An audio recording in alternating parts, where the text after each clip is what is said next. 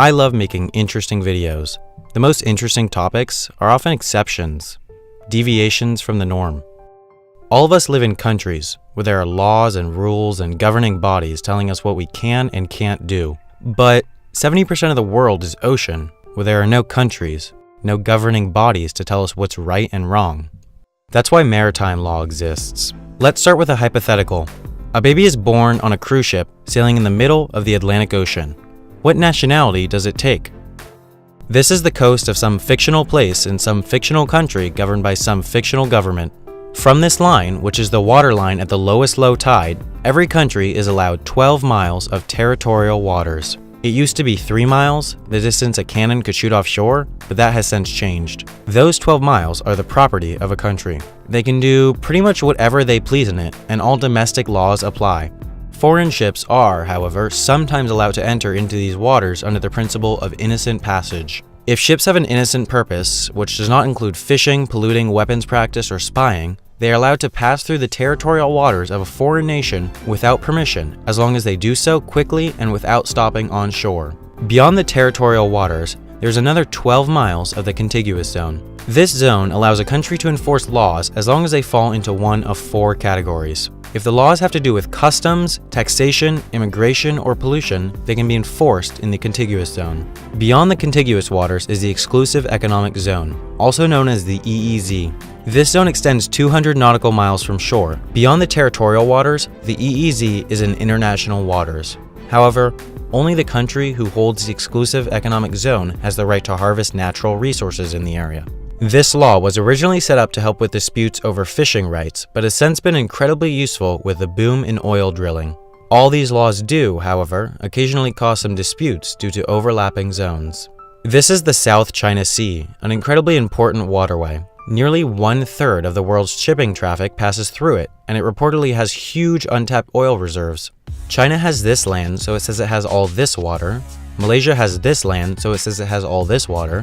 Vietnam has this land, so it says it has all this water. Brunei has this land, so it says it has all this water. The Philippines has this land, so it says it has all this water. When two countries are less than 400 nautical miles away from each other, it's up to them to decide where their respective economic zones end. Most solve it civilly by separating the zones at the equidistant point from each of their shores. However, when the stakes are so high, such as in the South China Sea, countries can be a bit less cordial. So, our cruise ship baby. Let's change the hypothetical and say that the cruise ship was sailing in US territorial waters, less than 12 miles away from shore. Every ocean-going vessel is required to be registered in some country. You'll notice that most large cruise ships are registered in tiny, faraway countries. Panama, a nation with fewer people than Minneapolis, holds the registration of 1/4 of the world's ships because taxes and labor are low. When a ship is in international waters, the laws of the country of registration apply. A ship registered in Amsterdam could legally have prostitution and marijuana on board, as long as they got rid of the drugs and shut down the brothels before sailing into territorial waters. Once a ship is in the territorial waters of a country, the onboard laws switch to that of the country the ship is physically in.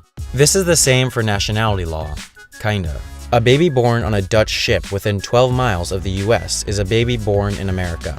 Since the US is one of the 30 countries that unconditionally grant citizenship to any baby born within the country, a baby born in US territorial waters is lucky enough to receive the world's 8th most powerful passport. There are 2 exceptions to this rule. Foreign diplomats visiting or living in the US with a diplomatic passport are not subject to the laws of the US or any other nation other than their own.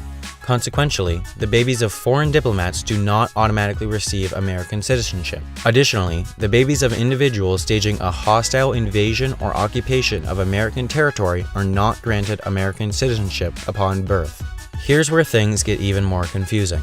Even though a ship in international waters is an extension of the territory of the nation it's registered in law-wise, the rules for nationality are different. The United Nations Treaty on the Reduction of Statelessness, which is followed by some countries, says that a baby born in international waters should just take the nationality of their parents. Most of the world's countries use this principle of bloodline to determine if a baby should get citizenship rather than whether or not a baby was born in the country. However, there are some countries that won't give citizenship to a baby born outside the country. In that case, the baby would take the citizenship of the country in which the ship was registered. Alright, that's enough with babies. There's a long history of exploiting maritime laws. During Prohibition, US ships started to change their registration to Panama and other foreign countries so they could serve alcohol in international waters. In the mid-century, casino boats left from many cities where gambling was illegal to partake in legal gambling in international waters. In 2005, entrepreneur Roger Green started Seacode, a company that planned to evade US labor laws by placing an old cruise ship 12 miles off the coast of California. They would bring in foreign coders and house them in this ship, where they would not have to abide by US wage laws or go through the difficult visa application process.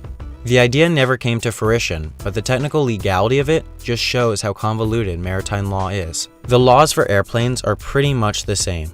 Technically, once an airplane has taken off, the laws of the country of registration apply. The only law that applies and differs among countries is the drinking age. A British Airways flight from New York to London can serve alcohol to 18-year-olds. However, in most cases, airlines choose to follow the laws of the origin country. Spacecraft also follow very similar laws, and luckily, I have a whole other video just about space law. Make sure to check it out here. You can also click here to subscribe to Wendover Productions and follow me on Twitter @WendoverPro. Please also be sure to check out my last video on why college is so expensive. It's a great video, so please check it out if you haven't done so already. Thank you for watching, and I'll see you soon with another Wendover Productions video.